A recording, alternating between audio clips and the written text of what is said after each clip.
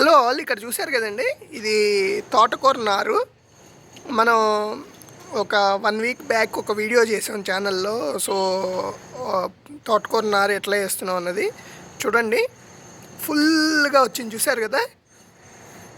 అది యాక్చువల్గా మీకు చూస్తే ఒక ఇందులో చేసిన చిన్న మిస్టేక్ జనరల్గా ఏంటంటే, తోటకూర నారు వేసేటప్పుడు ఒక చిన్న కేర్ తీసుకోవాలి. ఏదైతే మీరు విత్తనాలు తీసుకుంటారో ఆ విత్తనాలు మనం ఫస్ట్ ఇసుకలో కలుపుకోవాలి. ఓకే, ఇసుకలో కలుపుకుంటే ఏమవుతుంది అంటే మనకి ఆ విత్తనాలు అనేవి బాగా స్ప్రెడ్ అవుతాయి అన్నమాట. ఇప్పుడు మీరు ఇక్కడ చూసారనుకోండి, చూడండి, చాలా దగ్గరలో వచ్చేసాయి మొక్కలు. మేము చేసిన చిన్న మిస్టేక్ అనమాట. ఇప్పుడు మీరు కనుక ఒకవేళ ఆ ఇసుక కలిపి వేసుంటే ఈ మొక్కలన్నీ కూడా చాలా దూరంగా వచ్చేవన్నమాట.